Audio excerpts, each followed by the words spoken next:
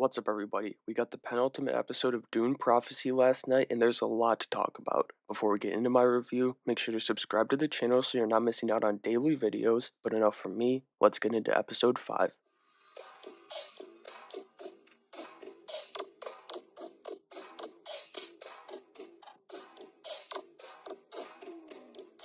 Things got off to a promising start this week as Desmond Hart is becoming the Emperor's newest Bashar, which is like the equivalent to a colonel. He also got his own army, and I wish this had happened sooner, but I'm still glad it happened here. I've been waiting for the fight between the Imperium and the Rebellion, and with this being the penultimate episode, it needed to have it. Then, I know it's going to be what ends up getting him killed, but I love the Emperor being so public with Hart, following his public display of his power at the meeting of the council. The Emperor's ex-wife, a sister, and the mother of his son also came back into the picture this week, and with what follows later in the episode, I would have expected a better scene between her and the Empress here. On top of that, the sibling storyline inside the Emperor's family hasn't been the best. The princess had a lot of potential following the premiere, but since then, outside of a couple moments, her character's been a big old zero on the interest scale. It's a shame because she had the potential between the two siblings. The brother, he was kind of always boring, and Sarah Sophia Busnina was great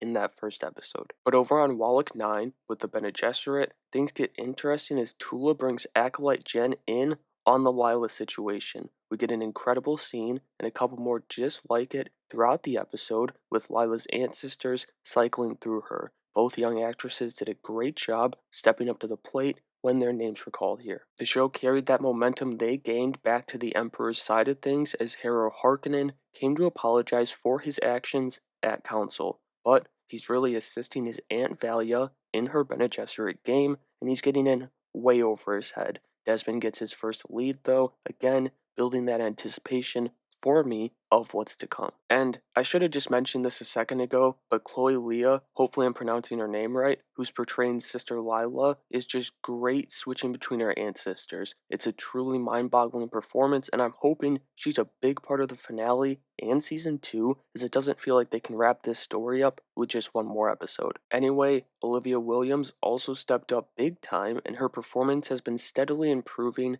as the series goes on. But she's damn good here in this episode, as Tula is kind of cracked under pressure and is just barely keeping her head on straight. She's constantly on edge, and Olivia Williams has done a great job toying with that concept, and I'm hoping her and her sister Valia, like I've mentioned before, butt heads in the near future. That's my ideal path for their stories. After that, we got around to Desmond Hart going after the rebels, and I wish I could have seen him interrogate the smuggler, who he got his info from, but he's great in this sequence at Michaela's. However, and this was a pretty disappointing part of the episode, the Emperor's special forces were not very special, and outside of Desmond, this scene was rather unimpressive. But I did enjoy the interaction between Michaela and Valia that followed her blowing up everything she'd built. It feels like there's something personal there with some history, like maybe Valia was very personally involved with her training or something like that, and I hope Michaela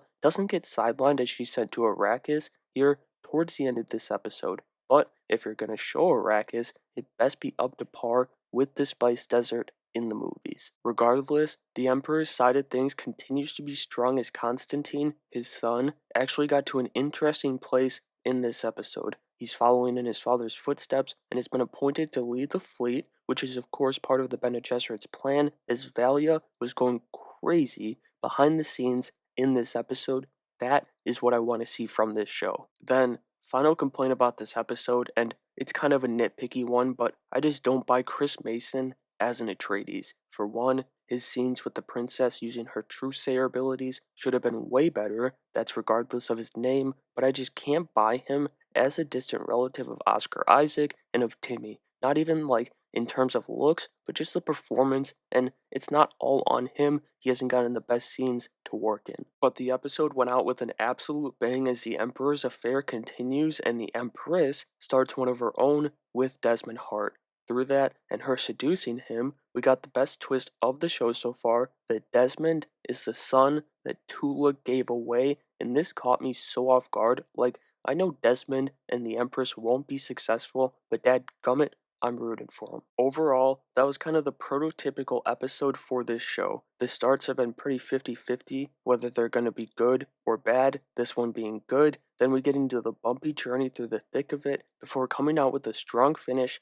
in the end. The cast, as a whole, is finally starting to come together though, which is nice, especially if we get a second season. And so that'll do it for my review of the penultimate episode of Dune Prophecy. I wish they could put a full episode together, firing on all cylinders throughout the entire thing, but it's still managing to come out pretty strong, even with its weaknesses, so that's good. Let me know what you thought about this week's episode though down in the comments below, and make sure you have a great day.